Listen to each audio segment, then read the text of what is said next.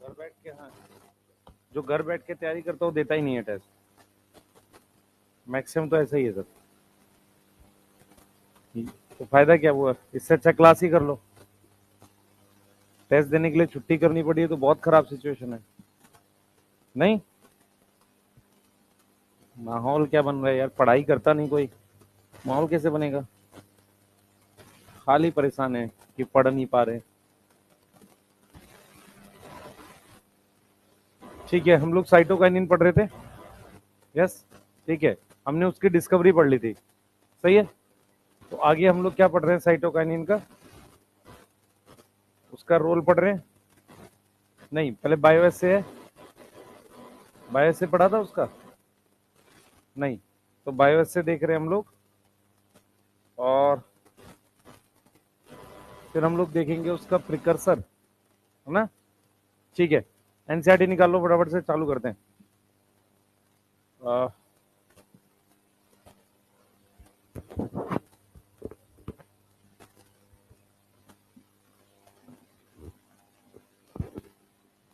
जल्दी करो बेटा, चलो पढ़ते हैं फटाफट से। तुम्हारा दोस्त गायब ही हो गया, कहाँ गया वो, विदेश नहीं आ रहा है, उसको क्या हो गया। आत्मचिंतन, आत्ममंथन है या आत्मसमर्पण, क्या हुआ है है ना। चलो कोई नहीं,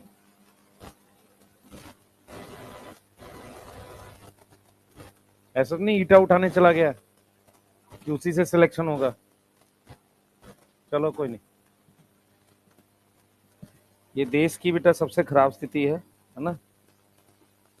चाहे पॉलिटिशियन हो चाहे कोई हो, सब गरीबी बेच बेच अमीर हो गए हैं, है ना। कोई नहीं, चलो आगे पढ़ेंगे।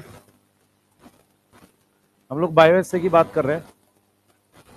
तो बायोएसए में है हमारे पास delay in leaf senescence, delay in leaf senescence, ये बायोएसए है। ये क्या होता है, हमारे पास ये लीफ होती है, ध्यान देंगे सारे। नॉर्मली क्या होती है, कोई लीफ जो होती है बेटा वो कुछ दिन में मुरझा जाती है, ठीक है। अगर मैं इस पे साइटोकाइनिन लगा दूं और विदाउट साइटोकाइनिन, यहाँ कोई साइटोकाइनिन अप्लाई नहीं किया है, यस, तो ये ओल्ड हो जाती है ऐसे। लेकिन अगर इस पर साइटोकाइनिन अप्लाई कर दूं लीफ पर, तो उसमें सनीसेंस नहीं होगी। ये चीज समझ में आ रही है। अगर साइटोकाइनिन अप्लाई कर दूं तो उसमें सनीसेंस नहीं होगी। इस चीज को एक साइंटिस्ट ने मतलब साइंटिस्ट के नाम पर में एक इफेक्ट लिखते हैं इसे, उसे कहते हैं रिचमंड लैंग इफेक्ट। क्या लिखते हैं उसको, रिचमंड लैंग इफेक्ट कहते हैं। तो रिचमंड लैंग इफेक्ट क्या होता है कि हमारे पास जो बायोएसए है, बायोएसए क्या होता है, टेस्ट होता है। तो अगर हमने लीफ पर वो लगा दिया, साइटोकाइनिन अप्लाई कर दिया, तो सनीसेंस नहीं हुई, क्या है, नो सनीसेंस है। ये वाली बात समझ में आ रही है, ठीक है। बायोएसए के बाद हम लोग प्रिकर्सर की बात करते हैं। सबसे पहला साइटोकाइनिन कौन सा था, हाँ काइनेटिन, सही है। सबसे पहला क्या था, काइनेटिन था, जियाटिन उसके बाद डिस्कवर हुआ है। तो प्रिकर्सर क्या है बच्चे इसका, अमीनो प्यूरिन। प्रिकर्सर क्या है, अमीनो प्यूरिन, उससे हमारे पास ये बनता है। प्रिकर्सर के बाद है साइट ऑफ सिंथेसिस, ये वहां बनता है जहां सेल डिवीजन होती है। सेल डिवीजन कहाँ कहाँ होगी, जहां फास्ट सेल डिवीजन होती है, रूट के टिप पे, शूट की टिप पर, और जो यंग फ्रूट होते हैं जो बन रहे होते हैं, जैसे शूट टिप पर, तो शूट टिप पर और रूट टिप पर जहां पर क्या प्रेजेंट है, मेरिस्टेम है, जहां पर मेरिस्टेम है वहां पर। उसके अलावा जो यंग फ्रूट होता है, आपको ये शायद ध्यान होगा, किसी को पता है ये बात, अगर तो फ्रूट बहुत तेजी से बढ़ता है। आपने अगर वेजिटेबल्स वगैरह देखी हैं खेतों में, जो लोग काम कर रहे हैं कभी थोड़ा बहुत, उनको पता है बहुत तेजी से फ्रूट्स वगैरह की ग्रोथ होती है, बहुत तेज फास्ट से ग्रो करते हैं। तो उनमें भी काफी सारे डिवाइडिंग सेल्स होते हैं, ठीक है। तो वहां भी बहुत हाई अमाउंट में क्या प्रेजेंट होता है, साइटोकाइनिन होता है। यंग फ्रूट हो गया, या एम्ब्रियो हो गया सीड का, या हमारे पास यंग लीफ हो गई, तो ये सारी जगह है जहां पर हमारे पास ये बनता है। उसके बाद हमारे पास इसका एग्जाम्पल क्या है, हमने दो लिखे थे, याद करो क्या एग्जाम्पल लिखे थे, याद है किसी को। सबसे पहले जियाटिन लिखा था या काइनेटिन लिखा था, काइनेटीन क्या है बेटा? काइनेटीन जो है, ध्यान सुनेंगे, काइनेटीन ऑब्टेन हुआ था एनिमल सोर्स से। और वो एनिमल सोर्स क्या है मैं लिख रहा हूं यहाँ पे। एक फिश होती है हैरिंग, फिश होती है हमारे पास हैरिंग, हैरिंग के स्पर्म डीएनए से। किससे? हैरिंग के स्पर्म डीएनए से। ठीक है। उसके बाद हमारे पास एक आता है जियाटिन। जियाटिन क्या होता है बेटा? ये ऑब्टेन हुआ था उससे, ऑब्टेन फ्रॉम जियामेज। जियामेज क्या होता है? मेज प्लांट। अच्छा, मेज प्लांट का सीड कर्नल किसे कहते हैं? जो अनडेवलप सीड सा होता है ना, उससे। आपने वो देखिए मक्की जो होती है, मकई जिसे बोलते हैं, मकई किसको बोलते हैं? मक्के को ना, मेज को। तो मेज के जो बीज होते हैं उसमें से मिल जाएगा ये जियाटिन। उसके अलावा कोकोनट वाटर से। और कहां से मिल जाएगा? कोकोनट वाटर से। तो ये हमारे पास क्या है, ये एग्जांपल्स हैं इसके काइनेटिन के। इसके अलावा और भी होते हैं, ठीक है। ये मेन एग्जांपल्स हैं जो आपको ध्यान रखने हैं, ठीक है। हम लोग रोल पे जा रहे हैं। कंपेयर करो जरा ऑक्सिन के साथ। सबसे पहले ऑक्सिन जो बनता है वो शूट टिप पर मेनली बनता है, ठीक है, एपिकल डोमिनेंस कराता है। जिबरलिन बनता है इंटरनोड पर और सीड में। याद आ रहा है किसी को? ठीक है। ऑक्सिन का प्रिकर्सर क्या था? ट्रिप्टोफान, ठीक है। जिबरलिन का टारपीन। याद आ रहा है किसी को? जिबरलिन का क्या था? टारपीन था। और इसका क्या है? अमीनोप्यूरिन। सही है, क्लियर। उसके एग्जाम्पल क्या थे? आई ए, आई बी ए, 2,4-D और NAA। चार एग्जाम्पल थे, ठीक है। उसके GA1, GA2, GA3। उसमें फर्स्ट डिस्कवर्ड कौन सा था? GA3। ऑक्सिन में फर्स्ट डिस्कवर्ड IA है, ह्यूमन यूरिन से आइसोलेट किया है। ऐसे ही इसमें फर्स्ट डिस्कवर्ड कौन है? काइनेटिन। कौन है? काइनेटिन। समझ में आ रहा है? ठीक है। पर वो एनिमल सोर्स से था। प्लांट सोर्स से पहला कौन सा है? जियाटिन। जियाटिन मिला है जियामेज से। जियामेज मेज का साइंटिफिक नाम है। मेज प्लांट का साइंटिफिक नाम क्या है? जियामेज, ठीक है। और कोकोनट वाटर से मिलता है। क्लियर? ठीक। और काइनेटिन कहां से मिला था? एक फिश है हैरिंग, उसका स्पर्म का डीएनए आइसोलेट करके लैब में मिल रखा हुआ था, उससे आइसोलेट किया हुआ। ठीक है, क्लियर। नोट करिए फास्ट, चैप्टर इजी है, जल्दी करिए। और आज मैक्सिमम या तो कल तक इसका डोपा प्राइम आ जाएगा आपके पास है?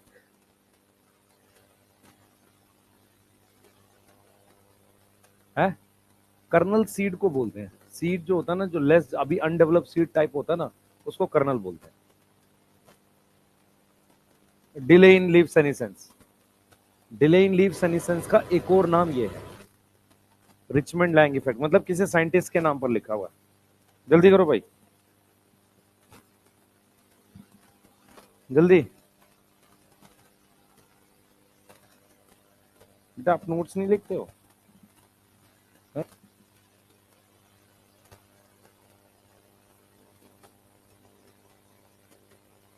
जल्दी करो।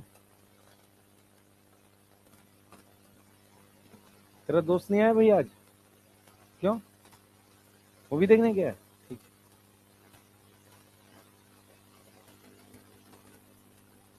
उसने बताया तुझे मूवी देखने जाऊंगा आज? अच्छा। पढ़ पढ़ के परेशान हो गया होगा ना, बहुत पढ़ रहा है। टेस्ट देगा नहीं सुन? कौन कौन है जो कल का टेस्ट नहीं दे रहा आप में से? बहुत सारे लोग होंगे। हैं?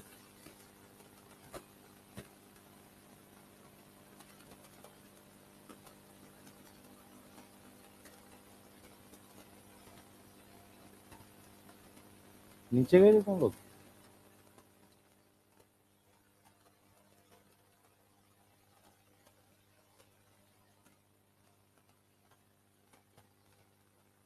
लिख लिया? चले आगे, कुछ पूछना है?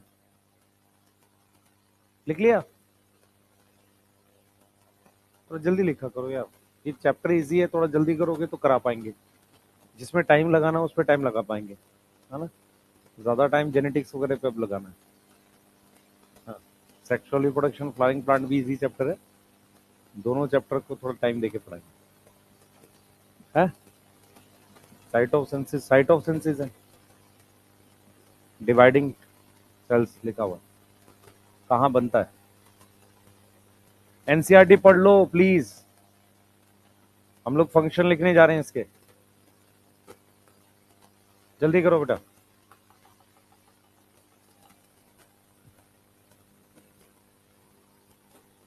हेरिंग फिश का नाम। उसका स्पर्म का डीएनए लैब में आइसोलेटेड था, वही उन्होंने गलती से बाय मिस्टेक डाल दिया था उस पे, एक ऐसे सॉल्यूशन पे जिसपे कैलस था। ठीक है, चले आगे चले, चलो थोड़ा फास्ट लिखा करो यार, नहीं तो बहुत समय लग जाएगा।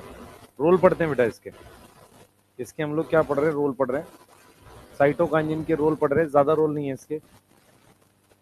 ठीक है, हम लोग रोल पढ़ रहे हैं साइटोकाइनिन के, इसके ज्यादा रोल नहीं है एज कम्पेयर टू ये, 5 रोल होंगे मैक्सिमम या 6 हो सकते हैं। ठीक है, तो साइटोकाइनिन के रोल पढ़ रहे हैं, रोल प्रॉपरली याद करना नहीं तो फंस जाओगे, मैं पहले बता रहा हूँ। सबसे पहला रोल जो हमारे पास है, ध्यान देंगे, सबसे पहला रोल जो है ये क्या प्रमोट करता है, ध्यान सुनो, ये प्रमोट करता है division in young leaf. Young leaf को में डिवीजन प्रमोट कर रहा है, एक तरीके से नई लीफ बनाता है या यंग लीफ फॉर्म करता है। एक्चुअल में क्या होता है, यंग लीफ में जो डिवीजन होती है ना, ये कौन प्रमोट करता है, साइटोकाइनिन। दूसरा क्या है बच्चे, आपको पता होगा 2 ऑर्गेनल ऐसी हैं जिनके पास अपना डीएनए होता है, कौन कौन है, क्लोरोप्लास्ट। ठीक है, तो वो दोनों ऑर्गेनल बाइनरी फिजन से डिवाइड कर सकती हैं। सही है, किससे डिवाइड कर सकते हैं, बाइनरी फिजन से। तो ये क्या करता है, साइटोकाइनिन प्रमोट करता है डिवीजन ऑफ क्लोरोप्लास्ट। साइटोकाइनिन क्या प्रमोट कर रहा है, डिवीजन ऑफ क्लोरोप्लास्ट। उससे क्या होगा, उससे लीफ हरी रहती है। अगर डिवीजन ऑफ क्लोरोप्लास्ट होगा तो उससे लीफ हमारे पास हरी रहेगी, काफी ज्यादा क्लोरोप्लास्ट बनवाता है। जो इंपॉर्टेंट रोल है जिसपे हमें खास ख्याल रखना है वो सुनना ध्यान से, क्या होता है ये क्या प्रमोट करता है, it promote growth of, promote growth of, growth of axillary bud into branches. अगर एक्सिलरी बड से ब्रांचेस बना रहा है तो एपिकल डोमिनेंस के अगेंस्ट काम कर रहा है। तो ये एक तरीके से किसके अगेंस्ट काम कर रहा है, ऑक्सिन के। तो एक्टिंग अगेंस्ट एपिकल डोमिनेंस, सही है, एपिकल डोमिनेंस के क्या कर रहा है, अगेंस्ट काम कर रहा है। तो इसे हम क्या बोलते हैं बेटा, हम ध्यान से सुनेंगे, फिर मैं रिपीट बोलूंगा आपको, इसमें बोल रहा हूं आपको, हार्मोन अपोजिट नहीं होते हैं, उनके रोल अपोजिट हो सकते हैं। किसी पर्टिकुलर रोल के लिए 2 हार्मोन अगेंस्ट काम कर सकते हैं, किसी दूसरे रोल के लिए वो साथ काम कर सकते हैं। बात समझ में आ गई, किसी पर्टिकुलर रोल के लिए हार्मोन क्या कर सकता है, अगेंस्ट। जैसे यहां पर ऑक्सिन और साइटोकाइनिन, ऑक्सिन और साइटोकाइनिन कैसे काम कर रहे हैं, एंटागोनिस्ट, वर्क अगेंस्ट। कोई चीज एक दूसरे के अगेंस्ट काम करती है तो क्या बोलते हैं उसको, एंटागोनिस्ट बोलते हैं। क्या बोलते हैं, एंटागोनिस्ट बोलते हैं। ये चीज समझ में आ रही है। इसके अलावा एक रोल है बेटा, ये प्रमोट करता है adventitious shoot, promote adventitious shoot. ये क्या होता है, एडवेंटिशियस शूट क्या होता है बेटा, ऐसी शूट जो कहां से बने, other than plumule. For example, आपने जो ये देखा है, लीफ देखी है ब्रायोफाइलम की, इस पर ये बड बनती है। ठीक है, ऐसे ही क्या होता है बच्चे, ध्यान सुनेंगे, ऐसे ही क्या होता है, हमारे पास एक स्ट्रक्चर होता है, कैलस कहते हैं उसे टिश्यू कल्चर में। तो जो कैलस होता है ना, कैलस हमारे पास टिश्यू कल्चर में होता है बेटा। ये जो कैलस है, इस कैलस में हमारे पास, अगर मैं, कैलस कब बनता है, कैलस फॉर्म होता है, कैलस होता है डिवाइडिंग सेल। कैलस कब बनता है, जब ऑक्सिन और साइटोकाइनिन बराबर कंसंट्रेशन में, इनकी क्या बराबर हो, कंसंट्रेशन बराबर हो। लेकिन ये हमारे पास, ध्यान देंगे, ये हमारे पास, ध्यान दें इस बात को, ये हमारे पास किस में कन्वर्ट हो जाता है, रूट में। यहाँ पे रूट बनने लगती है। रूट तब बनती है जब ऑक्सिन देते हैं। तो ऑक्सिन क्या प्रमोट करता है, रूट। ऑक्सिन क्या प्रमोट करता है, रूट। अगर मैं ऑक्सिन बढ़ा दूं तो वो कौन सी रूट पर प्रमोट करता है, एडवेंटिशियस। समझ में आ रहा है, ऑक्सिन कौन सी रूट पर प्रमोट करता है, एडवेंटिशियस रूट। अब इस पे ऐसे शूट बन सकती है। तो साइटोकाइनिन क्या करता है, क्या प्रमोट करता है, एडवेंटिशियस शूट। यस, क्या प्रमोट करता है, एडवेंटिशियस शूट प्रमोट करता है। मेरी बात समझ में आ रही है, ऑक्सिन प्रमोट करता है एडवेंटिशियस रूट। मेरी बात फिर रिपीट कर रहा हूं, कैलस कैसे बनता है, आप सुनो ध्यान से, इधर सुनो। किसी प्लांट की टिप ले लो, उस टिप को अंधेरे में, ध्यान सुनेंगे, अंधेरे में ग्रो कर लो प्रॉपर तरीके से, डार्क में ग्रो करो, उस टिप में ऑक्सिन साइटोकाइनिन डाल दो, वो डालकर आप डार्कनेस में रख दो। ठीक है, ऑक्सिन साइटोकाइनिन की कंसंट्रेशन बराबर रहेगी, तो वो डिवाइडिंग सेल का एक मास बन जाएगा, उसे हम कहते हैं कैलस। अब आप क्या करो, अगर ऑक्सिन बढ़ाओगे तो क्या बन जाएगी, रूट, और साइटोकाइनिन बढ़ाओगे तो क्या बन जाएगी, शूट। ये जो स्टेम बनी है, शूट बनी है, ये शूट कौन से वाली है, एडवेंटिशियस। समझ में आ रहा है? यहाँ तीन चीजें ध्यान रखनी है आपने। पहला, एक्सिलरी बड से ये ब्रांच बनाता है, ये समझ में आ रहा है। एक हमने क्या लिखा है, एडवेंटिशियस शूट। एक और इंपॉर्टेंट चीज है बेटा यहाँ पे, ऑक्सिन क्या करता है, ऑक्सिन लेटरल ब्रांच फॉर्म करता है। ऑक्सिन क्या करता है, फॉर्म करता है क्या, लेटरल ब्रांच। क्या फॉर्म करता है, लेटरल ब्रांच फॉर्म करता है, यस और नो। ऑक्सिन क्या करता है, लेटरल ब्रांच फॉर्म करता है। लेटरल ब्रांच का क्या मतलब होता है, इधर देखो, मान लो आपके पास कोई स्टेम है, तो जो ब्रांच साइड में बनती है, ऐसे जो साइड में ब्रांच बनती है उसको लेटरल ब्रांच कहते हैं। तीन चीजें अलग अलग यहाँ पर। पहला, कौन सी बर्ड, एक्सिलरी बर्ड को ग्रो करा रहा है, ठीक है। दूसरा, कौन सी शूट बना रहा है, एडवेंटिशियस शूट बना रहा है। और तीसरा, ब्रांच कैसी बना रहा है, लेटरल। लेटरल समझ में आता है, साइड में, ठीक है।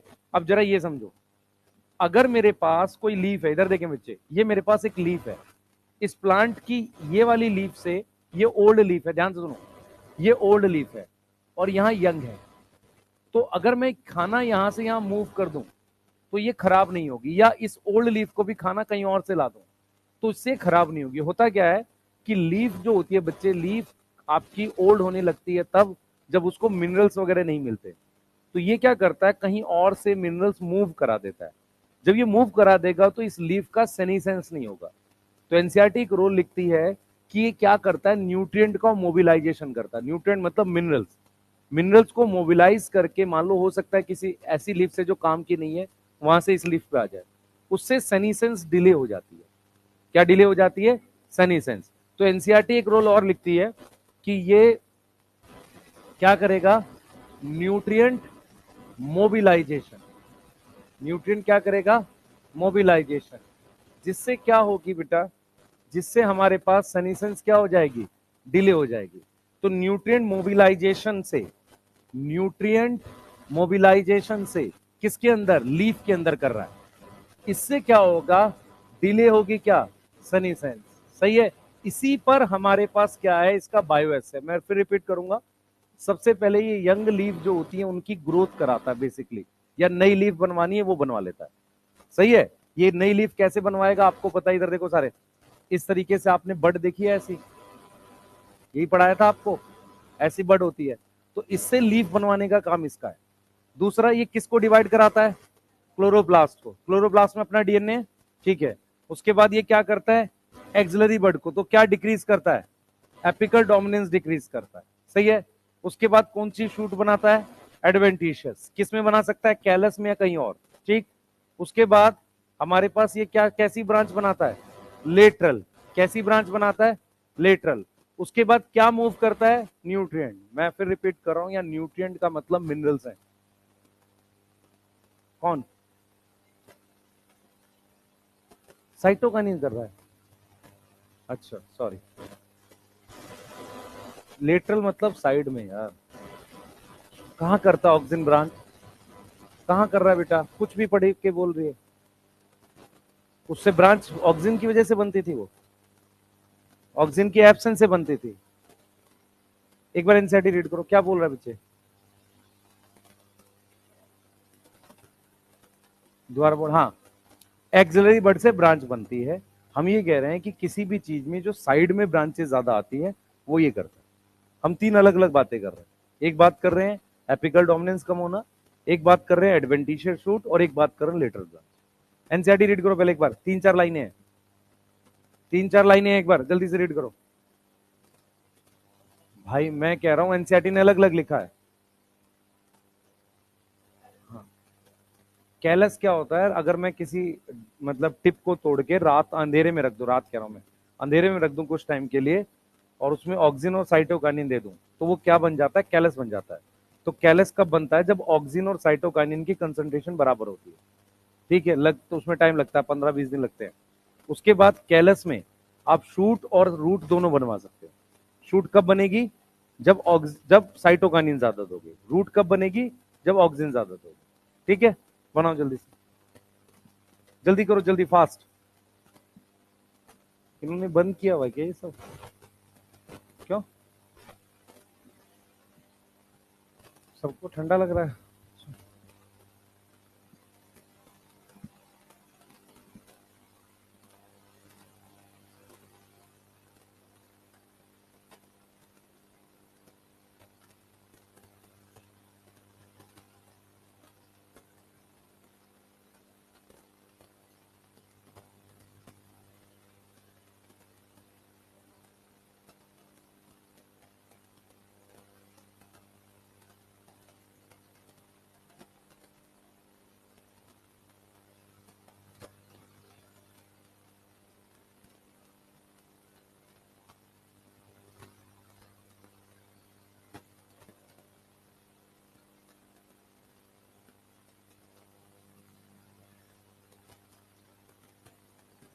पढ़ लिया एनसीईआरटी किसने?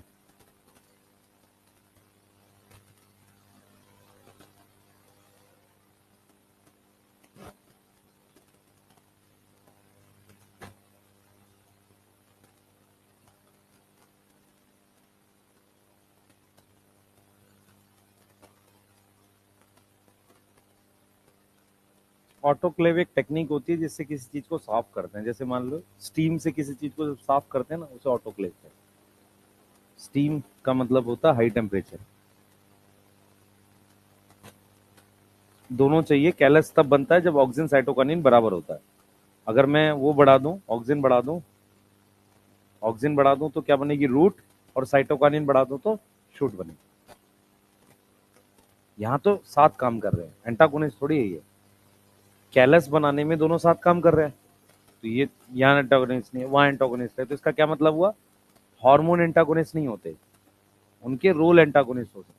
समझ में आ गया? यस।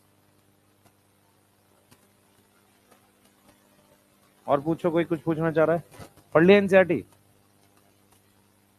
ऑटोक्लेव बेटा अगर आप एक बार मैं बताऊं दोबारा हर कोई पूछेगा तो कैसे बता पाऊंगा? है ऐसा नहीं, ठीक है ना? कान तो खुले रखा करो कम से कम। है मैं कह रहा हूँ ऑटोक्लेव एक तरीका होता है। जैसे कहाँ करते हैं यूज? बड़ी बड़ी लैब्स में जो ग्लास के बर्तन होते हैं, ग्लास के वेसल्स होते हैं, उनको स्टीम से साफ किया जाता है बैक्टीरिया मारने के लिए। तो वो एक टेक्निक होती है ऑटोक्लेव। ठीक है, उससे क्या किया होगा उन्होंने? जब डीएनए प्योर किया होगा तो प्योर डीएनए को मतलब आसपास कोई भी बैक्टीरिया ना हो, इसके लिए उन्होंने ऑटोक्लेव किया होगा। मतलब उसमें सिर्फ डीएनए था, कोई और ऑर्गेनिज्म नहीं था। एक एक प्यूरिफिकेशन, साफ करने की टेक्निक, प्यूरिफिकेशन नहीं बोलेंगे, एक क्लीनिंग की टेक्निक है। क्लीनिंग और प्यूरिफिकेशन अलग अलग होता है। हाँ बेटा, हाँ एक तरह का स्टेरिलाइजेशन। ठीक है। हाँ और पूछो कोई।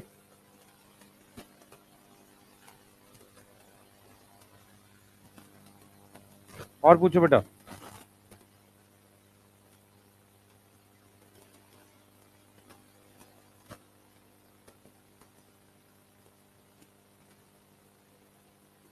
हाँ बच्चे,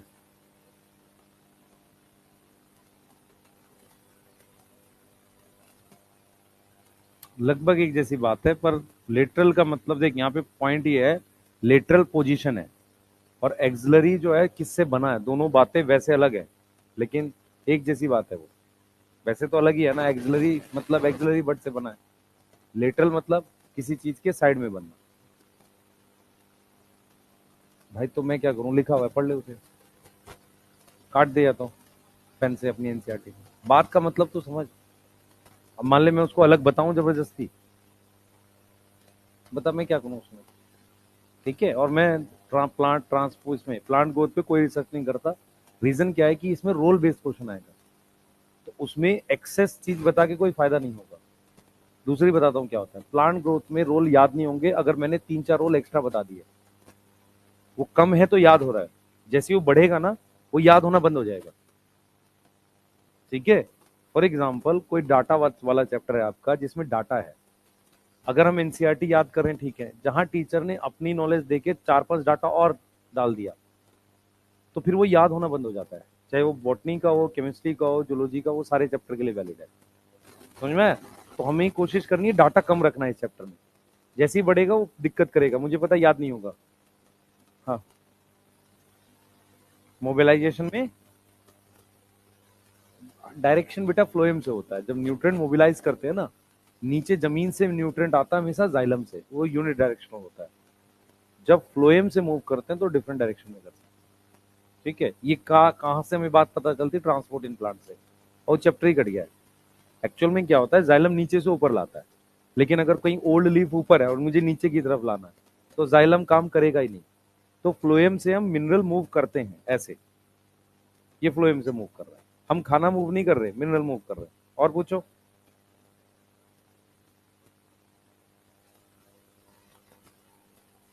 क्या नहीं हो रहा है?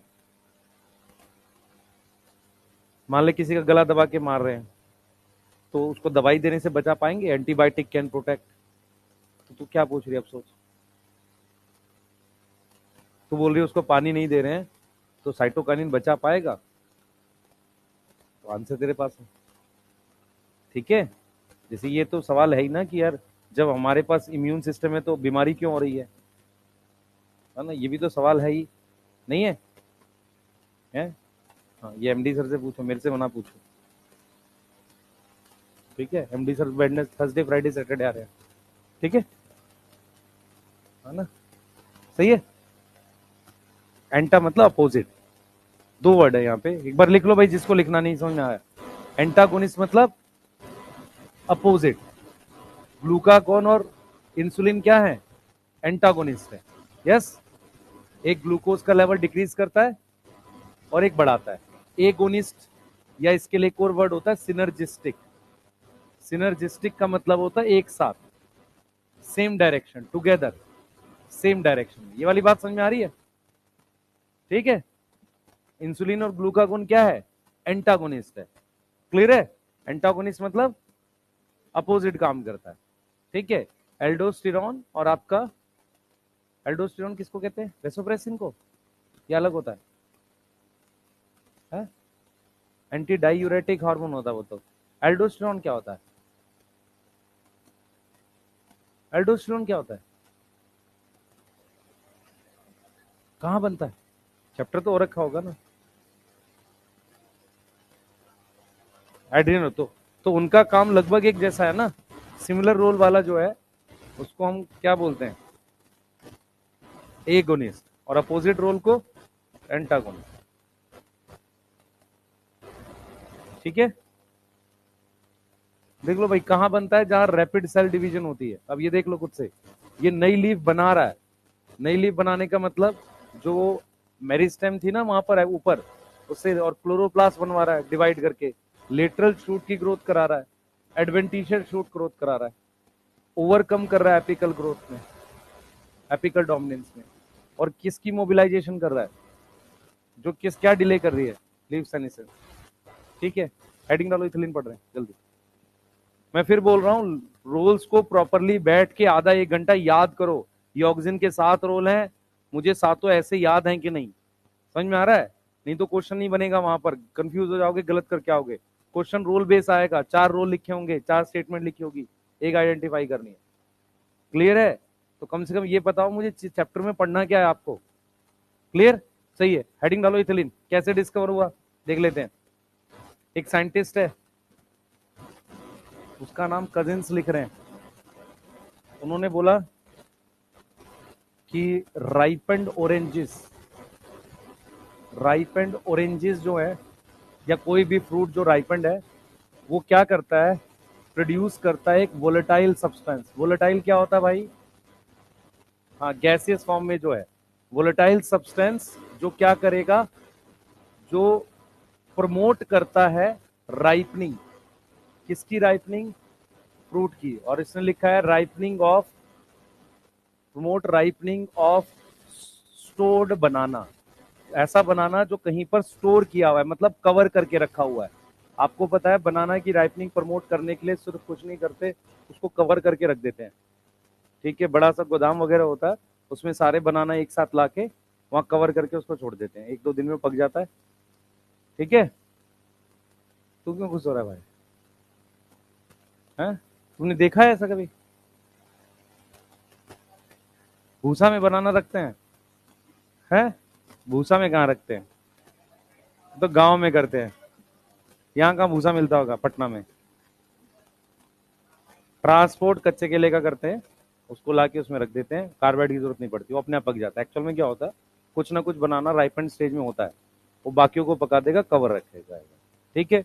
और आपने देखा भी है कि आप घर में लाए हैं बनाना, या कोई रात में तुम्हारे घर में वो सब्जी वगैरह आती है कुछ पत्ते वाली, उसको बंद करके नहीं रखते, मेथी वगैरह पालक वगैरह तो खोल के रखते हैं, नहीं तो वो एक भी दो चार खराब होगी, वो सबको खराब कर देगी, क्योंकि पॉलिथीन में से गैस बाहर नहीं निकलेगी, ठीक है, सिंपल लॉजिक है। तो पके हुए फ्रूट से वोलेटाइल सब्सटेंस निकला था जिसने स्टोर्ड बनाना को राइपनिंग करी। एक्चुअल में क्या हुआ, ये कोई बड़ी बात नहीं है, बहुत इजी बात है, ये हार्मोन बहुत पहले डिस्कवर हो जाना चाहिए था। प्रॉब्लम क्या है कि बहुत सारे रोल जो इस तरह के राइपनिंग के वो ऑक्सिन के सोचे जा रहे थे।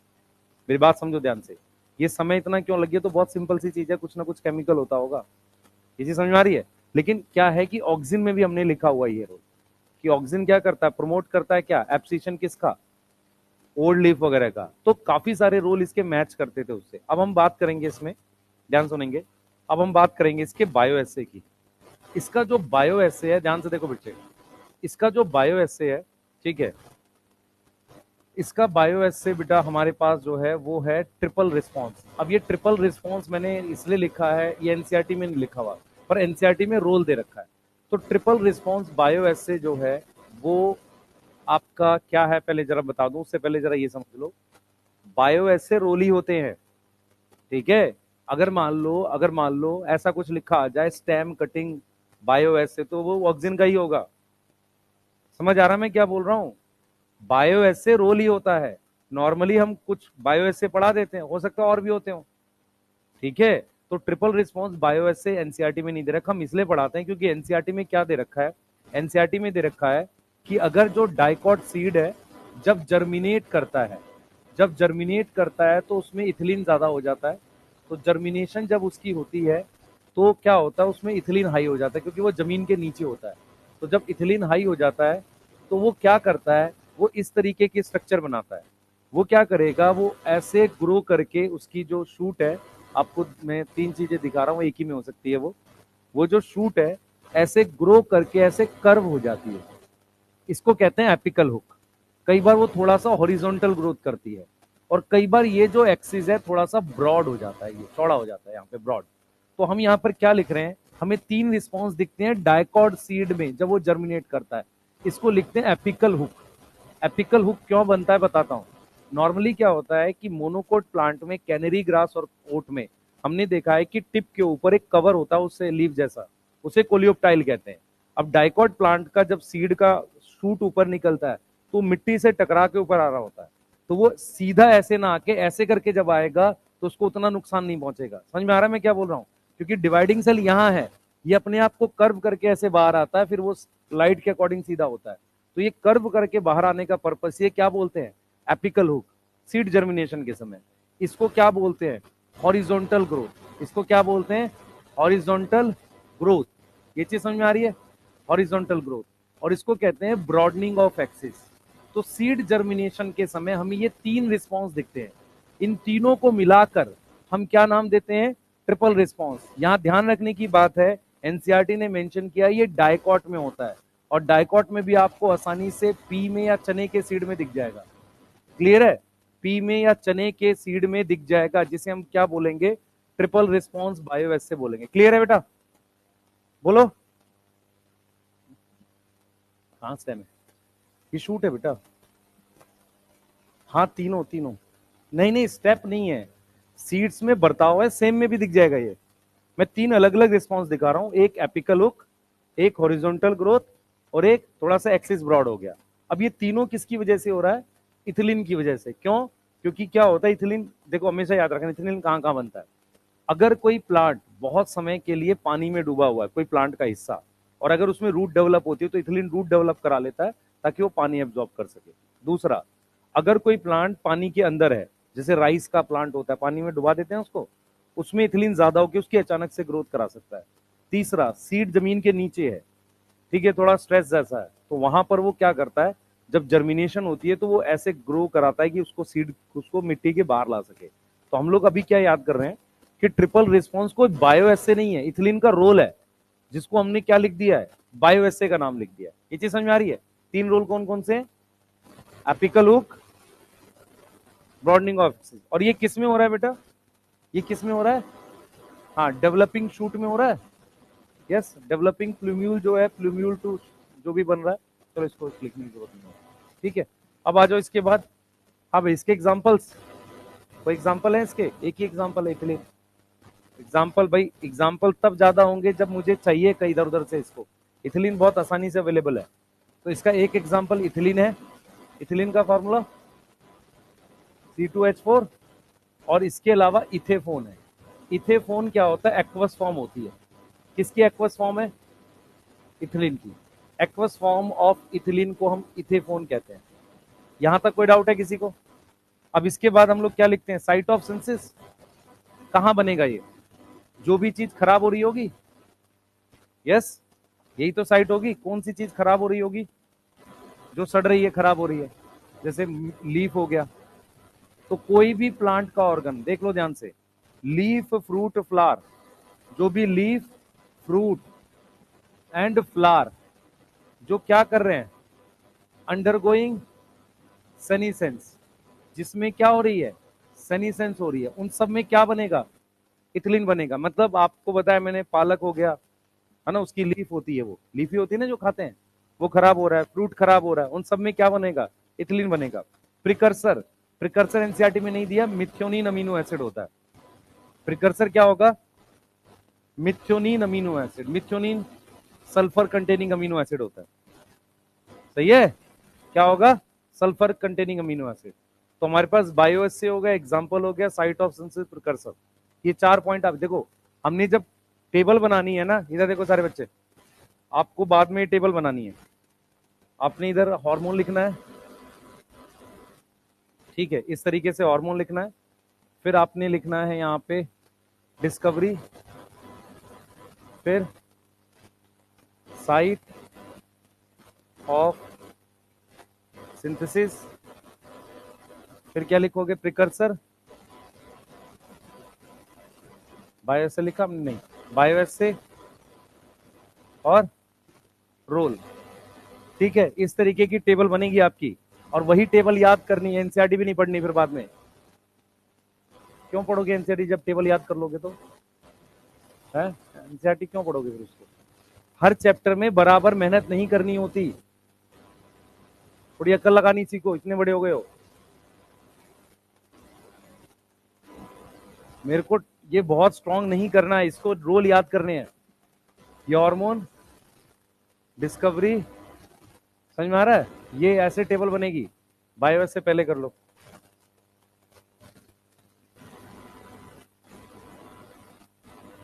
भाई बाद में लिख लेना, मैं आपको टेबल का बस फॉर्मेट दे रहा हूँ। हाँ खुद कर लेना, इतना भी नहीं करोगे तो, हाँ मत करो, कोई बात नहीं। और ये टेबल जो है हॉरिजॉन्टल बनेगी कॉपी में।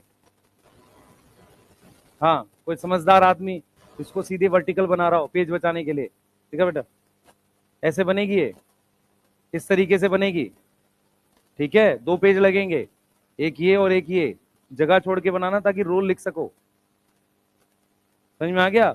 और उसी को याद करना, और कुछ नहीं याद करना आपने, कंपैरिजन रहेगा ना तो याद जल्दी होगा।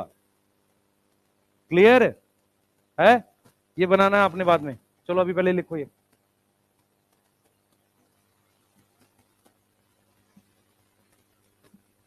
जल्दी करो।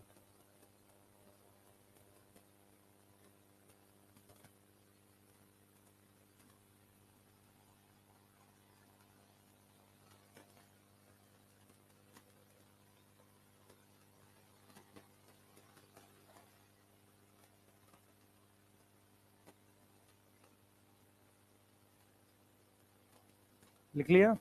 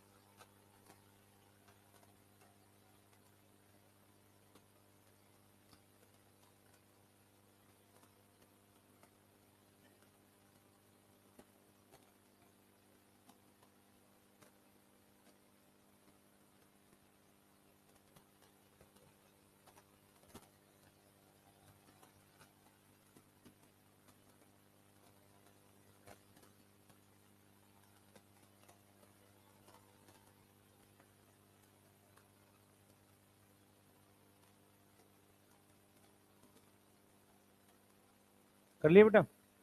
देख लो आगे करें। क्या चीज मैंने पढ़ाया अभी है? लिखा हुआ है वो, क्या लिखा हुआ पढ़। एपिकल हुक,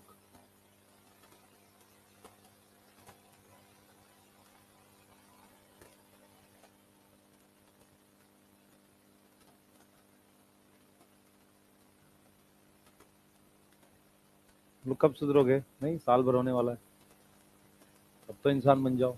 नहीं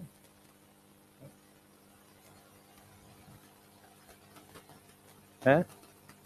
दोबारा बोल। क्या पढ़ा है मैंने? पढ़ाया कहाँ अभी? कि लिख तो लो, मैं आगे पढ़ाऊं है? हाँ तो आगे पढ़ाने दो फिर।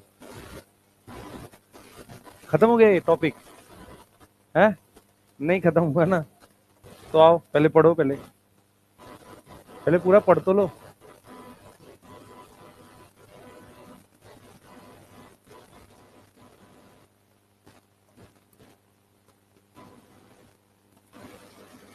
बेटा फ्रूट राइपनिंग दो तरह की होती है। एक होती है क्लाइमेक्ट्रिक राइपनिंग, पहले बोर्ड पे फोकस करो, आपको समझ में आएगी। और एक होती है नॉन क्लाइमेक्ट्रिक, एक होती है हमारे पास नॉन क्लाइमेक्ट्रिक।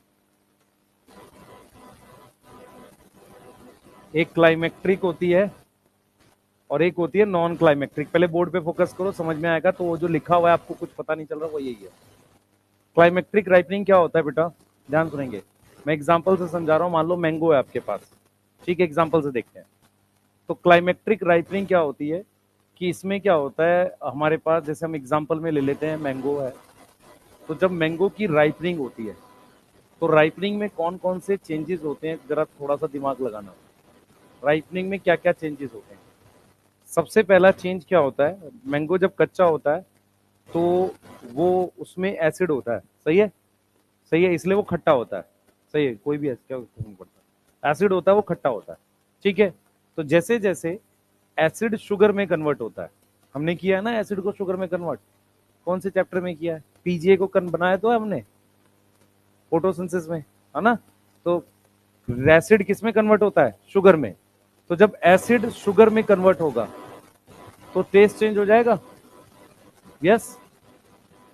तो उससे वो मीठा हो जाएगा, सही है। क्या चेंज हो जाएगा? टेस्ट चेंज हो जाएगा, यस। क्लियर है? अब आगे समझ सकते हैं। उसके साथ क्या होता है बच्चे, उसके साथ एक और चीज होती है कि सेल्स के बीच में एक लेयर होती है मिडल लेमिला, जिसकी वजह से वो स्ट्रांगली एक दूसरे से जुड़े रहते हैं। अगर कोई चीज स्ट्रांग जुड़ी हुई है तो वो हार्ड होगी।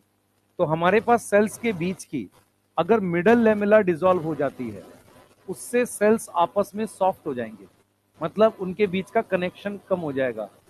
मिडिल लेमिला क्या हो जाएगी? डिसॉल्व हो जाएगी। हाँ भाई, कोई भी चीज गैस सॉलिड लिक्विड किस बेस पर होती है? इंफा, इंटरमोलिकुलर फोर्स ऑफ अट्रैक्शन, सही है। तो दो सेल्स के बीच में मिडिल लेमिला एक तरीके का फोर्स है, पकड़ के रखी हुई है। अगर इसको डिसॉल्व कर दोगे तो ये और ये आपस में लूज हो जाएंगे। लूज होने के बाद उसे तोड़ना आसान है, तो पका हुआ फ्रूट सॉफ्ट हो जाता है, ठीक है। तो मिडिल लेमिला डिसॉल्व होने से फ्रूट की वॉल क्या हो गई? सॉफ्ट हो गई, है ना? फ्रूट की वॉल क्या हो गई?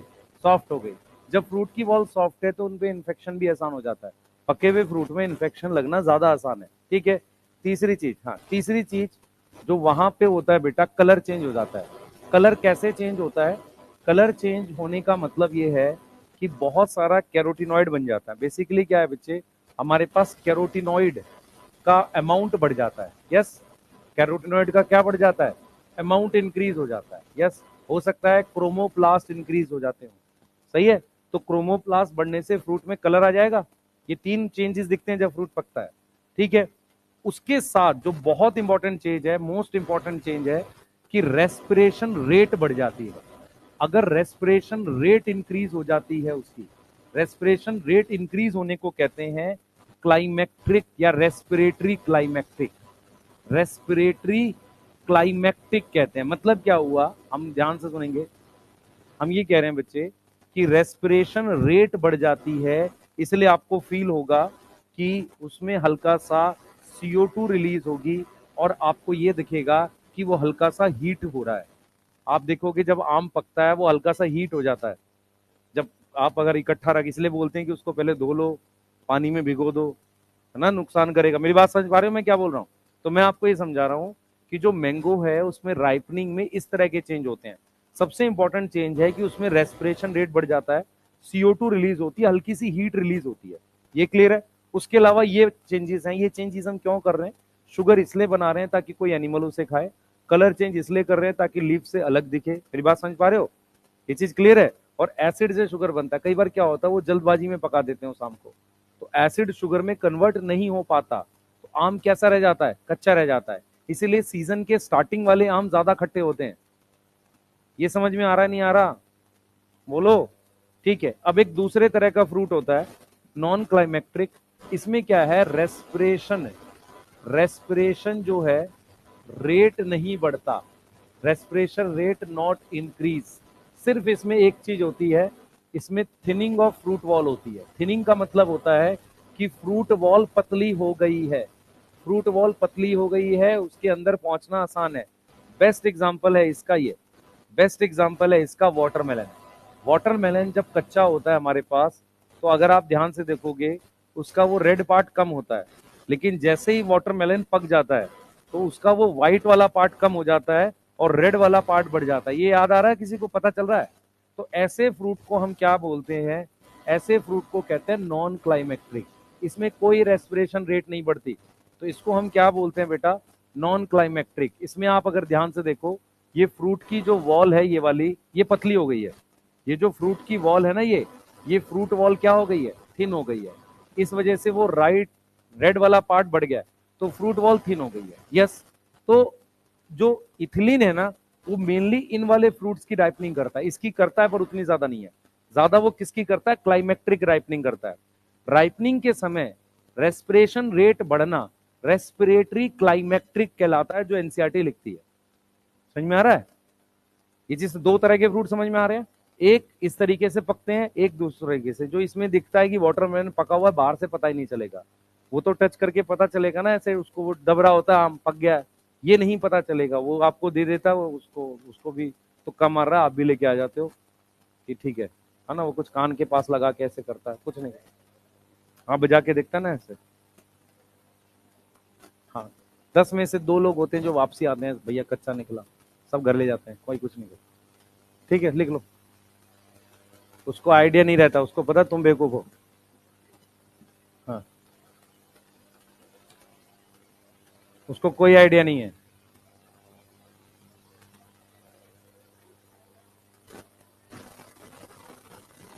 बेटा फ्रूट पक रहा है मतलब उसमें एसिड नहीं होता, कच्चा भी वो खट्टा होता है क्या? वाटरमेलन खट्टा नहीं होता, न्यूट्रल होता है, उसमें कोई टेस्ट ही नहीं होता कच्चे में। ये इस वाले में ज्यादा बड़े चेंजेस दिखते हैं आपको क्लाइमेक्ट्रिक में।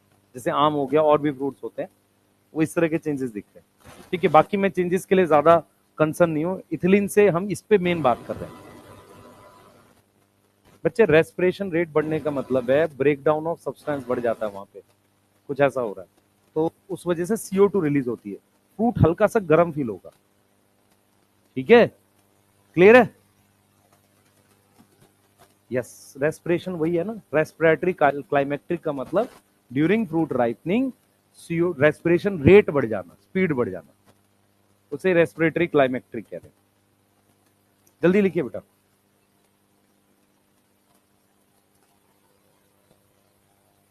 जल्दी, फास्ट।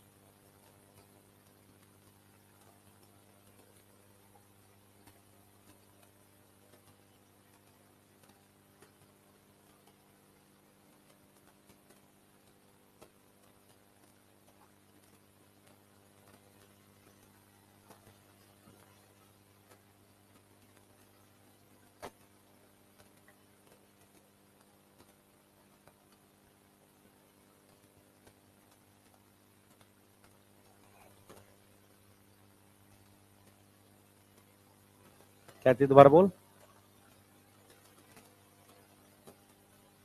पक्का मतलब बाहर से क्या ऐसा करेंगे? कुछ नहीं, टाइम के साथ पकता अपने आप कुछ खास कर नहीं पाओगे। नहीं तो वाटरमेलन को भी भूसा में छुपा देते, करते हैं? नहीं, नहीं करते ना, भूसा में तो नहीं छुपाते।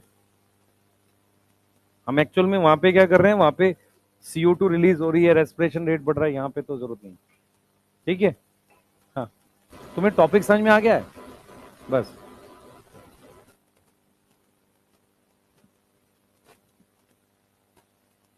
चलें आगे, रोल पढ़ते हैं इसके इथिलीन के जल्दी से, फास्ट।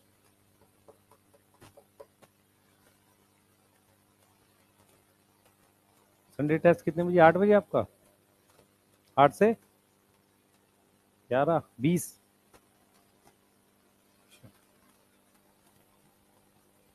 शाम में क्लास रख ले।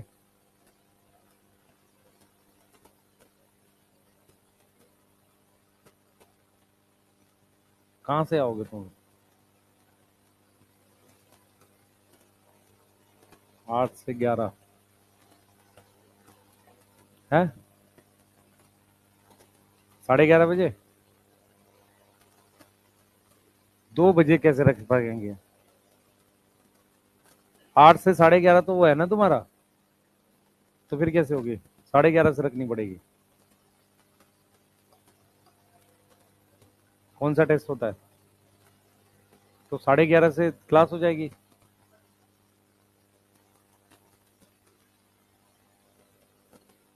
साढ़े 11 से 12:30, 1:30 बजे तक क्लास हो सकती है। टेस्ट तो 2 बजे के बाद होता है ना?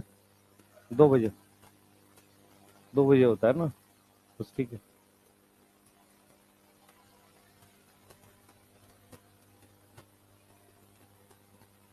तुमको आना पड़ेगा, टेस्ट देने आओगे नहीं, क्लास के लिए तो आना ही पड़ेगा। टेस्ट तो देते नहीं हो तुम लोग। नहीं, कहाँ देते हो तुम लोग यार टेस्ट? है, तुम नहीं दे रहे कुछ भी, मुझे बता रहा हूँ। अगर पढ़ रहे होते तो ये स्थिति नहीं होती। पढ़ते नहीं तुम लोग, दिक्कत क्या है? बस दिन भर दिखावा करना है कि हम अच्छा इतना पढ़ते हैं, इतना पढ़ते हैं, है ना? अरे मत बताओ भाई, हमें हमने इतने साल में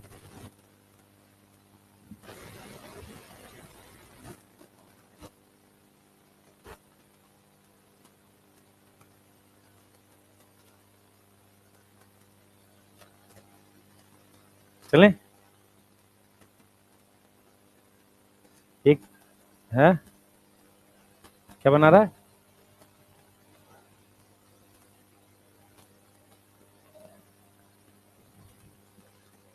बहुत बढ़िया। लिखा नहीं लिखा? लिख लिया? लिख लिया सबने? चलिए आगे चलेंगे। अब हम क्या पढ़ रहे हैं बेटा? रोल पढ़ रहे हैं। हम इथिलीन के रोल पढ़ रहे हैं, ध्यान से देखते हुए चलेंगे सब लोग, ठीक है? इथिलीन के रोल पढ़ रहे हैं। सबसे पहले एक एक करके रोल लिख रहे हैं। फर्स्ट रोल यहां लिख रहे हैं बेटा। इथिलीन क्या प्रमोट कर रहा है, ध्यान से सुनेंगे। इथिलीन एब्सिशन प्रमोट करता है, लीफ का सबका। Ethylene promote abscission. एब्सिशन क्या होता है? मुरझाना, ठीक है? किसका? लीफ का, फ्लावर का, और किसका? फ्रूट का। पहला रोल तो ये हो गया। दूसरा, इथिलीन क्या करता है? फ्रूट राइपनिंग प्रमोट करता है। यस, इथिलीन क्या करता है बेटा? इथिलीन प्रमोट करता है फ्रूट राइपनिंग। फ्रूट राइपनिंग, और उसमें क्या होगा? मेनली क्लाइमेक्ट्रिक। मेनली कौन सी? क्लाइमेक्ट्रिक, जिसमें क्या होता है? रेस्पिरेशन रेट इंक्रीज हो जाता है। ये समझ में आ रहा है? क्या बढ़ जाता है? रेस्पिरेशन रेट इंक्रीज हो जाता है। तीसरा रोल देखो जो ज्यादा इंपॉर्टेंट है, यहां पे समझ में आएगा आपको, ध्यान सुनेंगे। इथिलीन क्या होता है बेटा? इथिलीन ब्रेक करता है, break seed and bud dormancy. अब जरा समझो मैं सीड डॉर्मेंसी क्या बोल रहा हूं, इधर ध्यान देंगे बच्चे। हमारे पास ये मटर का सीड है, पी, ये पी का सीड है, मटर। तो पी के सीड की डॉर्मेंसी का क्या मतलब होता है, पहले ये बताओ। डॉर्मेंसी का क्या मतलब होता है? Seed not able to germinate, able to germinate even if favourable condition present. समझ में आया? बाहर कंडीशन ठीक है, तब भी अगर सीड जर्मिनेट ना करे तो उसको हम क्या बोलते हैं? डॉर्मेंसी बोलते हैं। समझ में आ रहा है? उसको हम क्या बोलते हैं? डॉर्मेंसी बोलते हैं। तो हमारे पास क्या है बेटा, इथिलीन ब्रेक करता है सीड डॉर्मेंसी। सीड डॉर्मेंसी कैसे तोड़ता है देख लो। तो ethylene break seed and bud dormancy. Seed dormancy वो कैसे तोड़ेगा, समझो ध्यान से। सीड डॉर्मेंसी कैसे तोड़ेगा समझने की कोशिश करो। वो क्या करेगा बेटा, सीड डॉर्मेंसी कैसे तोड़ेगा, ध्यान से सुनेंगे। पी का जो सीड है, पी का हमारे पास सीड है, उसकी डॉर्मेंसी तोड़ने का मतलब है उसमें जर्मिनेशन प्रमोट कर देता है। यस। उसके अलावा आपने देखा है ये पोटैटो देखा है सबने? पोटैटो के ट्यूबर पर आई होती है, आई, जो उसमें दिखता है कि इस तरीके का कुछ व्हाइट सा स्ट्रक्चर होता है, उसके ट्यूबर में ऐसे आई होती है। तो इसमें आप देखते हो कुछ व्हाइट कलर का ऐसा ग्रो कर जाता है। यस, इसमें कुछ ग्रोथ हो जाती है कुछ टाइम के बाद। जब पोटैटो कई दिन तक रखा रहता है, आपने देखा होगा, इवन मॉइस्चर नहीं मिलता, उसमें व्हाइट कलर का कुछ ग्रो हो जाता है, प्लांट निकल रहा होता है एक्चुअल में। तो वो क्या थी, वो बड डॉर्मेंट थी पहले, वो बड है वहां पर। वो बड क्या थी, डॉर्मेंट थी। होता क्या है कि काफी दिन स्टोर जो रहता है पोटैटो, उसमें इथिलीन का अमाउंट बढ़ जाता है। वो क्या करता है वहां पर, क्या कर देता है, पोटैटो ट्यूबर में, ये किसका ट्यूबर है, पोटैटो का। तो पोटैटो के ट्यूबर में हमारे पास बड होती है। बड में क्या होगा बेटा, शूट डेवलप करना स्टार्ट कर जाएगा ड्यू टू इथिलीन। यस, ये हमारे पास क्या है, आपको पता होना चाहिए बेटा, ये आई है, यहीं पर होती है ना बड। क्लियर है? ये किसके लिए हो गया, इथिलीन के लिए। एक और देखो, एक और देखो बेटा, पहले इतना नोट करो पहले। नहीं तो आधे बैठे बैठे सो रहे हैं, पता नहीं क्यों, तेज नींद आ रही है नहीं कुछ को तो है। है खड़ा होइए, ये आगे के रोल लेकर आ जाए। फिर इतना क्यों बोलता है? आना भी तो चाहिए कुछ बोलने के लिए।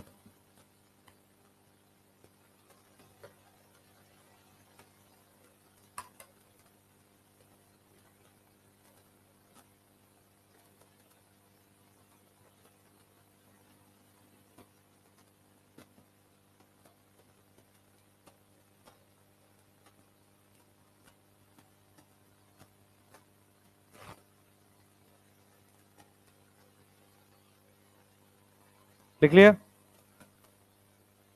3 रोल लिखे हैं अभी हमने, जल्दी करो।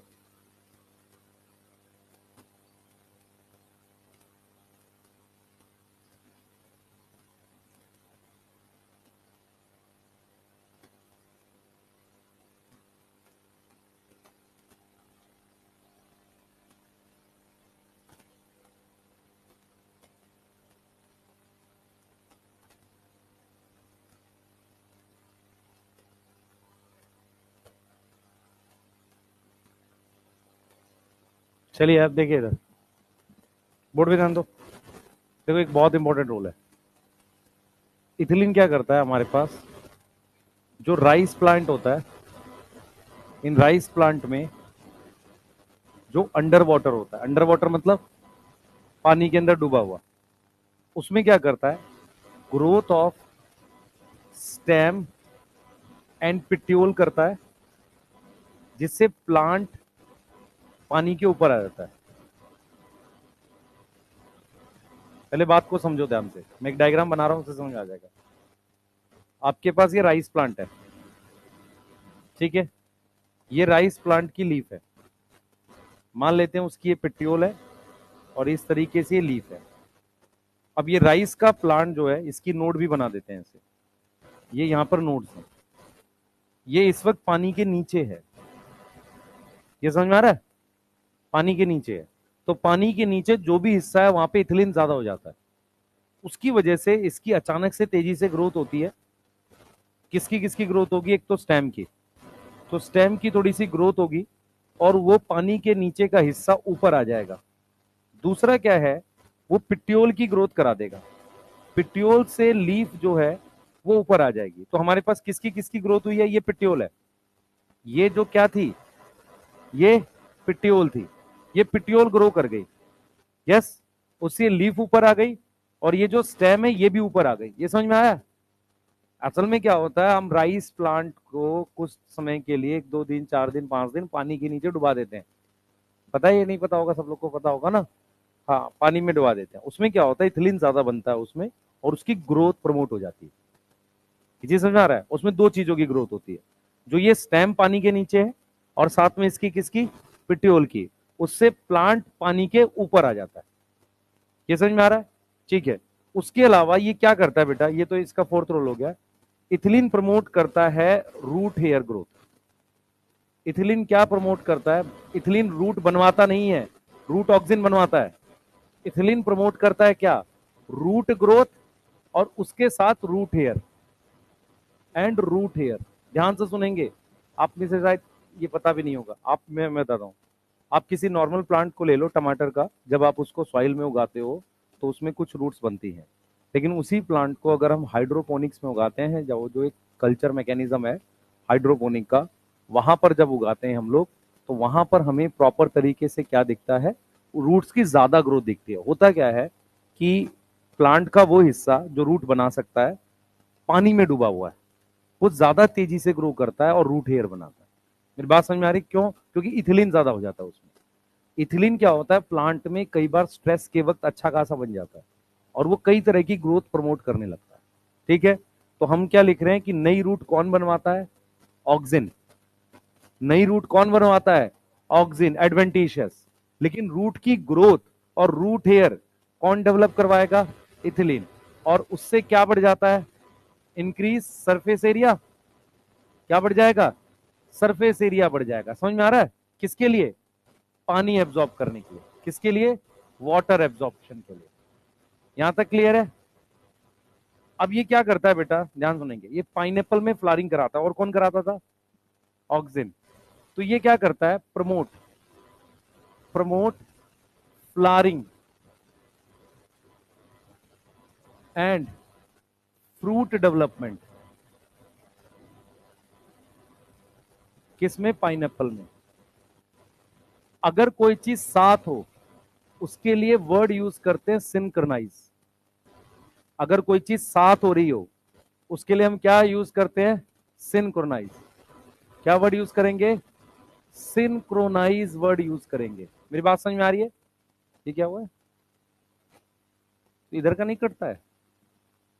अच्छा, सिंक्रोनाइज का क्या मतलब है, फूल आने के बाद क्या आ जाए बच्चे, फ्रूट डेवलपमेंट हो जाए। अगर ये दोनों प्रोसेस साथ हो तो उसे हम क्या लिखेंगे, सिंक्रोनाइज लिखेंगे। क्या लिख रहे हैं हम लोग, सिंक्रोनाइज लिख रहे हैं। ये चीज समझ में आ रही है? उसके अलावा बेटा, ये फ्रूट राइपनिंग कराता और फ्रूट्स में, किस में लिख देता हूं मैं, ये प्रमोट करता है, promote fruit ripening in mango and tomato, लिख लो या जो भी। पर ये राइपनिंग प्रमोट, ये रोल उतना इंपॉर्टेंट नहीं है, क्योंकि ये अलग नहीं है कुछ, बाकी सारे अलग अलग रोल है। नोट करो एक बार जल्दी से। क्या हुआ बच्चे, इसको हटा दें? ये लाइट अभी चलेगा ना, जनरेटर?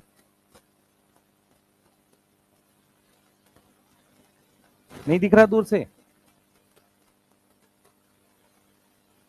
अभी आवाजें आनी बंद हुई है, फिर दिखना बंद हो जाएगा। एग्जाम के पास ऐसा होता है ना? हाँ बच्चे,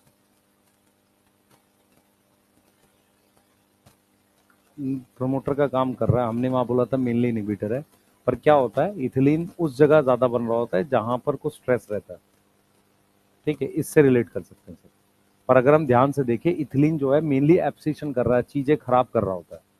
तो इसलिए हम ये मानते हैं कि ज्यादा रोल उसका इनहिबिटर, मतलब जैसे चीजें सड़ा रहा है, खराब कर रहा है, कहीं कहीं पर वो चीजें ठीक कर रहा है। ठीक है, वो हमने एक्स्ट्रा में लिख दिया सारा। पर मेजर रोल इथिलीन का कैसे है, कि वो फ्रूट राइपनिंग करता है, और फ्रूट राइपनिंग में वो क्या कर रहा है, एब्सिशन कर रहा होता है। एब्सिशन मतलब खराब कर रहा होता है। जैसे जो फ्लावर्स वगैरह होते हैं ना, उसमें भी इथिलीन बहुत बनता है तेजी से, वो सूखता है ना, फूल सूख जाता है। आपने देखा होगा जो फ्लावर बेचते हैं, वो क्या करते हैं, डेली सुबह बैठ के उसकी पेटल्स तोड़ते, पानी तो डालते, पेटल्स भी तोड़ देते हैं खराब वाली। नहीं तोड़ेंगे तो वो सारा फूल खराब हो जाएगा। ठीक है, लाइट है, ये क्या हुआ ये?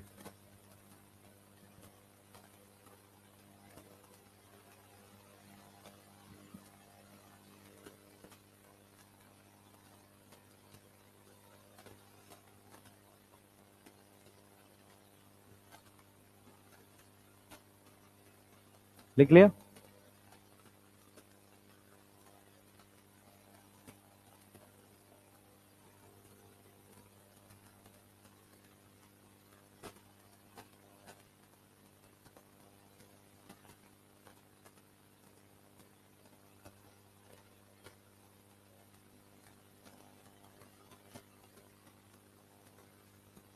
ये किसने चलाया? कौन से? हाँ, चलो चलो लिखो जल्दी से।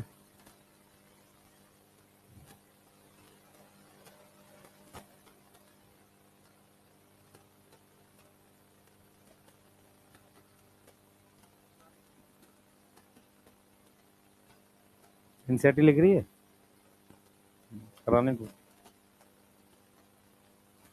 तुम्हें कोई दिक्कत है इस बात से? है? अच्छी नहीं लग रही है बात? जल्दी जल्दी लिख। पुराना नोट्स लेके तुम लोग क्लास में कुछ नहीं लिखते हो? नहीं? हम्म। एप्पल नहीं है तो लेके आया कर। है? ठीक है, एप्पल नहीं है तो लेके आओ घर से। लिख लो जल्दी से जो भी है। नेक्स्ट करें? वो इथेफोन में लिखा हुआ एक्चुअल में एप्पल। हाँ, मतलब क्या होता है कि फ्लावर आने के बाद फ्रूट डेवलपमेंट के दोनों को प्रोसेस को साथ में कंट्रोल करना। जब दो चीजें साथ कंट्रोल होती है उसे कहते हैं सिंक्रोनाइज। ठीक है भाई? ट्यूबर बेटा पोटैटो को कहते हैं। पोटैटो की जो जो पोटैटो होता है ना, उसको ट्यूबर बोलते हैं। ठीक है, और बोलो। पीनट ही पी है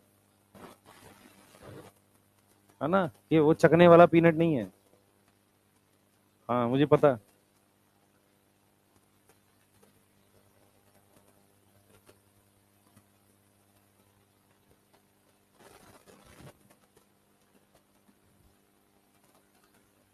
हैं?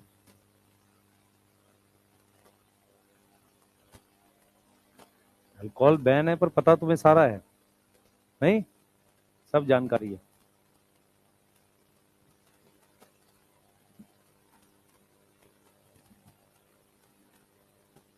हैं? अभी कराना है वो टॉपिक, इथेफोन कराऊंगा अभी।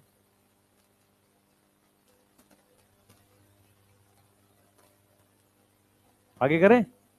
लिख लिया? हाँ। रोल याद कर लोगे? एक ही तरीका है, 7 रोल याद करो मन में ही, खुद से सुनो, नहीं तो याद नहीं होगा। है? मिक्स इसलिए हो जाता है क्योंकि समझ नहीं रहा ध्यान से। पके हुए फ्रूट से निकलता है, फ्रूट को पकाता भी है ये। मैंगो में कार्बाइड डालने की जरूरत नहीं होती। मैंगो कैसे पकाते हैं तुम्हें पता ही नहीं है शायद। मैंगो का सिर्फ ट्रांसपोर्ट कर देते हैं, वो कच्चे मैंगो भर के। हाँ, वो रास्ते में पक जाता है वो। ठीक है, वो पेटी पैक करते हैं, कच्चे मैंगो तोड़ते हैं, बस उसको ट्रांसपोर्ट कर देते हैं, उसको पकाने की जरूरत नहीं होती है। ठीक है, वो पेटी के अंदर धीरे धीरे पकता रहता है और यहाँ आके उसको यूज कर लेते हैं। हाँ। है? हाँ हाँ, और क्या करेंगे? अपने आप पकता है भाई मैंगो। हमारा तो ऐसे ही आता है? तुम भूसा में पका रहे पता नहीं क्या। भूसा में सांप निकल जाएगा किस दिन।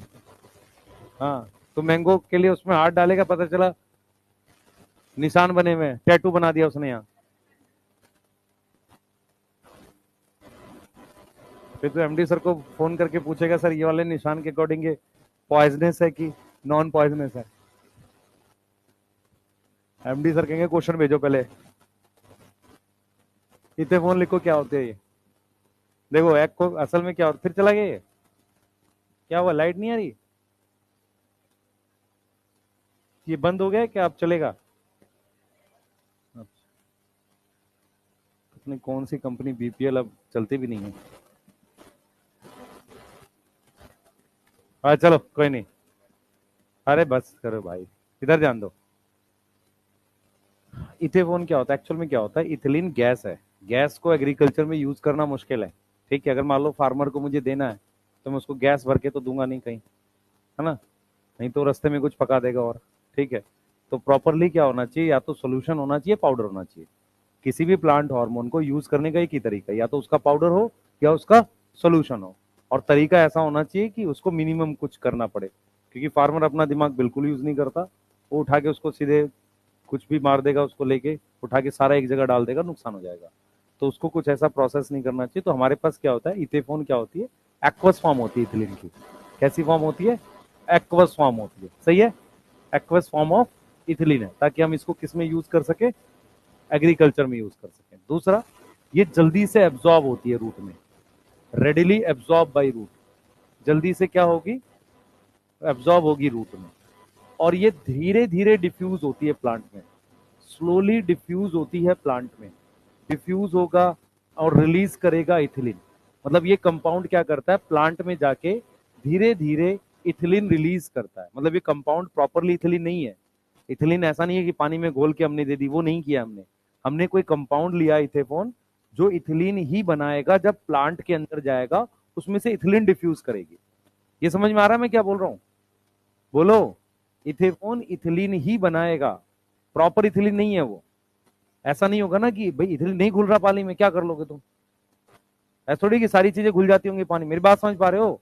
तो इथिलीन जो है वो एक्वस फॉर्म है, मतलब इथिलीन की एक्वस फॉर्म है, पर प्रॉपर इथिलीन नहीं है वो।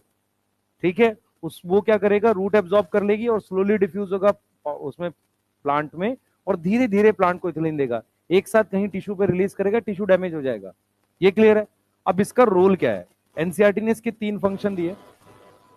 सबसे पहला लिखा है इसने फ्रूट राइपनिंग और फ्लावरिंग, फ्लावरिंग फ्रूट राइपनिंग। किसके अंदर, आ, हम लोग लिख सकते हैं एप्पल में, टोमेटो में। किसमें लिख सकते हैं, एप्पल में और टोमेटो में। उसके अलावा क्या करता है बेटा ये, उसके अलावा क्या करता है ये, फीमेल फ्लावर प्रमोट करता है। फीमेल फ्लावर प्रमोट करेगा कुकुम्बर में। खीरे के अंदर मेल और फीमेल फ्लावर अलग अलग होते हैं, किसमें प्रमोट करेगा, कुकुम्बर में। तो कुकुम्बर में फीमेल फ्लावर प्रमोट करने से क्या हो जाएगा, ज्यादा फ्रूट बनेगा, सही है। ठीक है, तीसरा क्या करता है बेटा, ये क्या करता है, फ्रूट राइपनिंग करता है कुछ फ्रूट्स में, फ्रूट राइपनिंग इन सम फ्रूट्स। और कैसे करता है, जो नॉन क्लाइमेक्ट्रिक तरीका था। जैसे नॉन क्लाइमेक्ट्रिक तरीका क्या था, थिनिंग ऑफ वॉल, याद है किसी को, थिनिंग ऑफ वॉल। और वो करता है ये किसमें, कॉटन में, चेरी में और वॉलनट में। कॉटन, चेरी और वॉलनट। अब सिर्फ नाम याद करना है, ठीक है, इन तीनों में। और कैसी वाली कर रहा है ये, थिनिंग ऑफ वॉल कर रहा है। समझ में आ रहा है, ये वाले फ्रूट कौन से हो गए, फिर नॉन क्लाइमेक्ट्रिक हो गए। पर एनसीईआरटी ने सिर्फ क्या लिखा है, थिनिंग ऑफ वॉल लिखा है, कॉटन, चेरी, वॉलनट। तो 3 रोल अलग से इथेफॉन के दे रखे हैं। ये कौन सी फॉर्म है इथिलीन की, एक्वस फॉर्म है। क्लियर है, सही है, नोट करिए। अब चेरी कैसा दिखता है मैं बिल्कुल इंटरेस्टेड नहीं बताने में, ठीक है, अपने आप गूगल करो और देखो, सही है, यस। क्योंकि ये कोई रिसर्च का मुद्दा नहीं है यहाँ पे फिलहाल, है। हाँ, ये आपकी जानकारी के लिए, आप खुद से देखें, कभी आपको दिखे तो हमें भी बताएं कैसा दिखता है, ठीक है। बेटा फीमेल फ्लावर कैसे प्रमोट करेगा, उसका मैकेनिज्म तो नहीं पता एग्जैक्ट मुझे, पर मुझे ये पता है कि अगर इथिलीन ज्यादा होगा तो, पता नहीं, मैंने कभी देखा नहीं, पर मैं ये सिर्फ ये समझ रहा हूँ, यहां से मैं समझना, जितने ज्यादा फीमेल फ्लावर होंगे उतने ज्यादा फ्रूट्स बनेंगे, ठीक है, क्लियर, बस। करें आगे, एनसीईआरटी पढ़ लो भाई। तुम लिख नहीं रहे हो भाई, लिखा हुआ है, इस साल नोट्स यूज हो जाएंगे पूरे ना।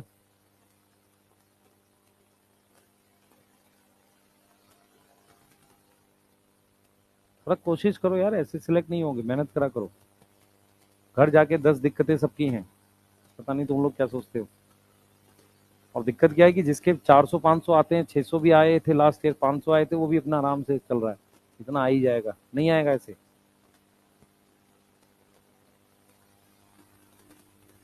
ठीक है, मेहनत करने की आवश्यकता है।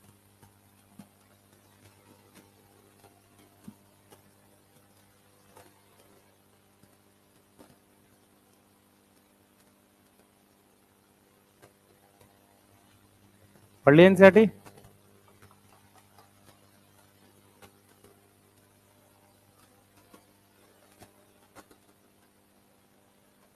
जल्दी करो बेटा।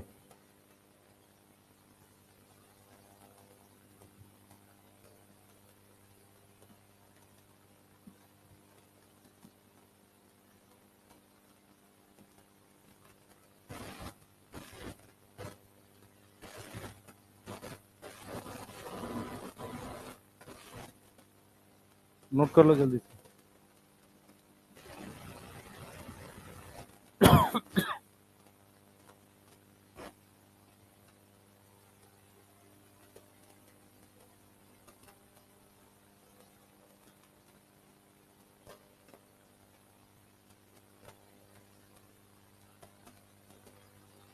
लिख लिया बेटा?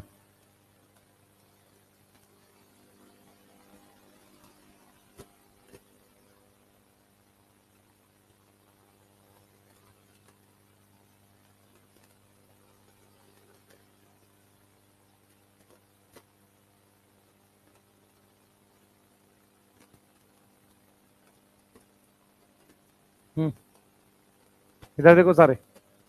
हम्म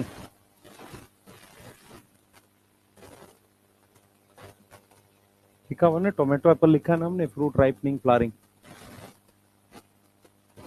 हास्टन मतलब फास्ट। हास्टन्स का क्या मतलब होता है? फास्ट। हेडिंग डालो। एब्सिसिक एसिड लास्ट हार्मोन है, जल्दी।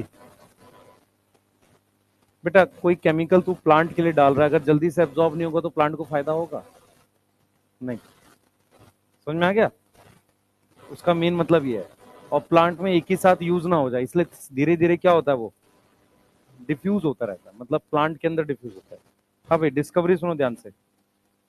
हमारे पास मिड 1960s में 3 केमिकल अलग अलग डिस्कवर हुए।